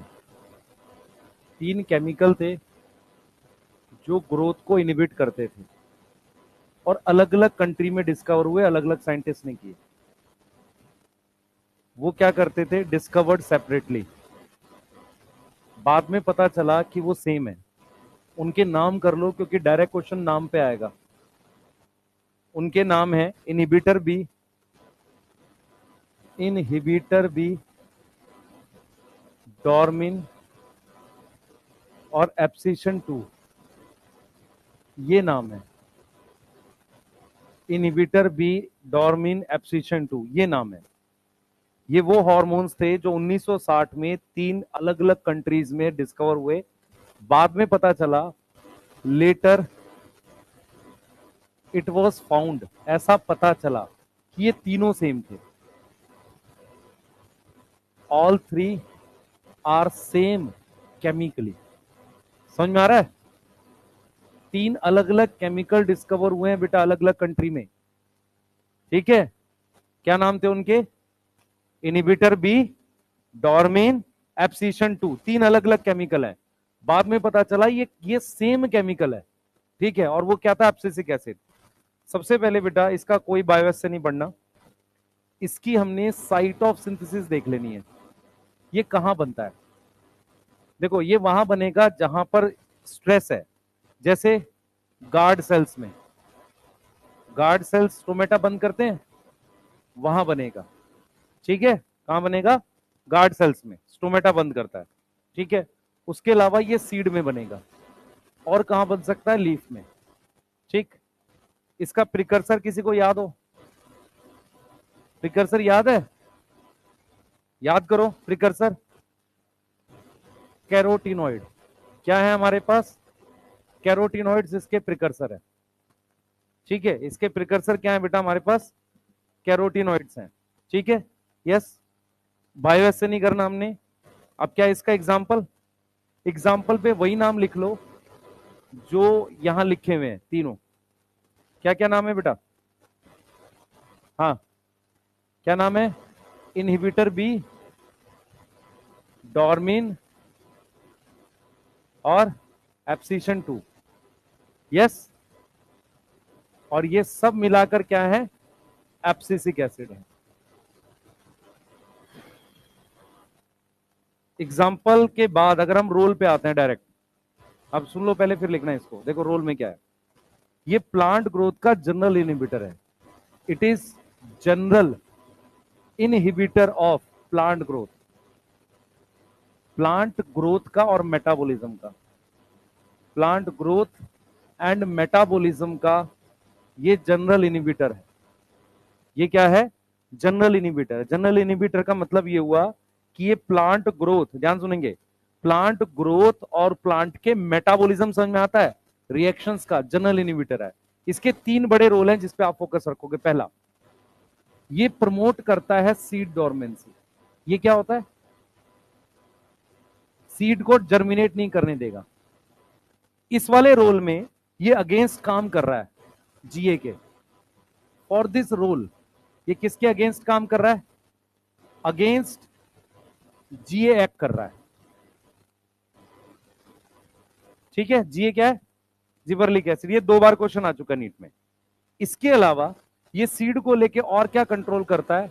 कंट्रोल उसकी मैचुरेशन और development, maturation and development of seed. मेरी बात सुनो ध्यान से बच्चे, अगर कोई चीज रेडी नहीं है और उसको हम यूज ना करें ये बेटर बात है। मान लो सीड तैयार नहीं है जर्मिनेशन के लिए, तो उसमें डोरमेंसी होना अच्छी बात है।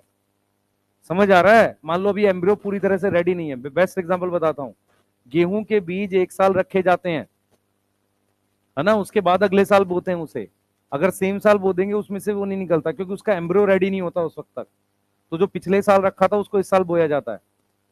ये पता है किसी को? नहीं पता? ठीक है, नॉर्मली ये हैबिट फॉलो करते हैं। अब क्या है, ये हमने बात कर ली इसके लिए, प्रमोट सीड डोरमेंसी।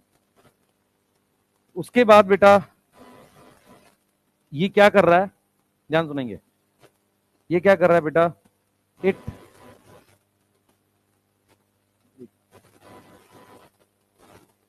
क्यों? दिमाग नहीं लगाना, ठीक है। रूल्स को आपस में खुद से कुछ नहीं बनाने लगना। एक्चुअल में क्या है, जीए सीड डोरमेंसी कैसे तोड़ता है? अमाइलेज एक्टिविटी से। स्टार्च डाइजेस्ट करता था, उसके अगेंस्ट काम कर रहा है। क्या होगा, हम लोग रोल पढ़ रहे हैं, मेरी बात सुनो, हम कोई मैकेनिज्म पढ़ ही नहीं रहे इस चैप्टर में, हम डायरेक्ट रोल पढ़ रहे हैं। तो रोल टुकड़े होते हैं सिर्फ, जब तक मैकेनिज्म नहीं पढ़ेंगे वो जुड़ेगा नहीं। दिक्कत ये है कि ये चैप्टर में आएगा ही वही बस, सही है। अच्छा, इसके बिना काम नहीं चल रहा हो, उसका मैकेनिज्म के बिना, तो फिर भी लॉजिकल समझ में आता है। हमने क्या, इसलिए मैं बोल रहा हूं अपने रोल क्लियर रखो। ये 7 मेरे दिमाग में बैठे हुए हैं। जब तक तुम रोल फिक्स नहीं करोगे ना कि ये याद करने हैं, तुम्हें नंबर याद होने चाहिए इतने रोल है, तुम एग्जाम में बैठ के ऐसे कर सको, ये था ये था ये था, ये 7 थे, ये 6 इसके थे। इस लेवल पे याद चाहिए बस। समझ में आ रहा है? नहीं तो वहां दिक्कत फंसेगी 100%, आपस में मिक्स हो जाएंगे। इसलिए मैं क्या कर रहा हूँ, बहुत सारी बुक्स में एक्स्ट्रा रोल भी हैं। पार्थनोकार्पी 2 के लिए लिखा हुआ है, मैं वो नहीं लिखवा रहा जो एनसीईआरटी में नहीं है, क्योंकि वो क्या होगा, जैसे ही मैंने सिमिलर रोल 2 हार्मोन के लिखा है, आप परमानेंट कंफ्यूज रहोगे। सही है, हमारे रोल कहां ओवरलैप हुए? सिर्फ एब्सिशन को लेके। वो इथिलीन भी कर रहा है, ऑक्सिन भी कर रहा है, और एब्सिसिक एसिड भी कर रहा है। समझ में आ रहा है? ठीक है, ये क्या बंद कर देता है? स्टोमेटा क्लोज कर देता है। कब? स्टोमेटा क्लोज कर देता है कब? वाटर स्ट्रेस में। सही है, स्टोमेटा क्लोज कर देता है कब? वाटर स्ट्रेस में। इसलिए इसको स्ट्रेस हार्मोन कहते हैं। पानी का स्ट्रेस कब आएगा? आफ्टरनून में, तभी आता है ना, आफ्टरनून में। तीसरा क्या करता है बेटा, ये लीफ को गिरा देता है, लीफ का एब्सिशन प्रमोट करता है। अब कौन सी लीफ का एब्सिशन प्रमोट करेगा? जो लीफ ओल्ड है। किसका? ओल्ड लीफ का। क्यों करेगा? ओल्ड लीफ के साथ क्या प्रॉब्लम है? क्योंकि उसका रेस्पिरेशन रेट ज्यादा है, वो खाना ज्यादा खा रही है, बना नहीं रही। रेस्पिरेशन रेट हाई होता है ओल्ड लीफ का, वो रेट ऑफ फोटोसिंथेसिस कम होता है उसका, तो उसको गिरा देना ही ठीक है, सही है। तो तीन मेन फंक्शन देख लो, सीड डोरमेंसी, स्टोमेटा बंद करना और लीफ को गिरा देना। लीफ को गिरा देने में इथिलीन भी है और ऑक्सिन भी है, ठीक है। पर कहां पे कैच है बताता हूं। ऑक्सिन में लिखा है लीफ और फ्लावर, ऑक्सिन में। इथिलीन में लीफ, फ्लावर, फ्रूट तीनों लिखा हुआ है, ठीक है। बोलो, यहां तक समझ में आ रहा है? ठीक है। और जब इसको देगा तो स्ट्रेस हार्मोन वर्ड यूज करके बोलेगा कि एक ऐसा स्ट्रेस हार्मोन है जो लीफ गिरा देता है, तो एब्सिसिक एसिड मार्क करना। क्लियर? और कहीं कोई ओवरलैपिंग नहीं है।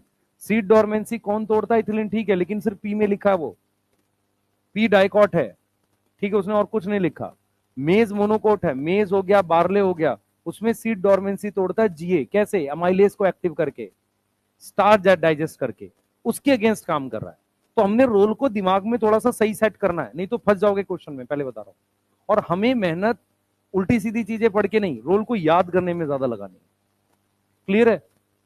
ठीक है बेटा, मैं अपनी तरफ से बिल्कुल क्लियर हूं, मैं क्या पढ़ा रहा हूं मेरे को पता है, इससे इतना ज्यादा नहीं पढ़ाना इसमें, ठीक है। एक टॉपिक इसमें हमारे पास ये टेबल बना लोगे भाई, फाइनल टेबल बना लोगे, ठीक है। हमें बस एक चीज और लिखनी है आपके लिए, एंटागोनिस्ट क्या होता है?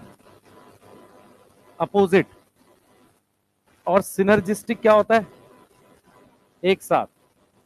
मैं कुछ रोल लिख रहा हूं, सिनर्जिस्टिक मतलब एक साथ होता है, एंटागोनिस्ट होता है अपोजिट।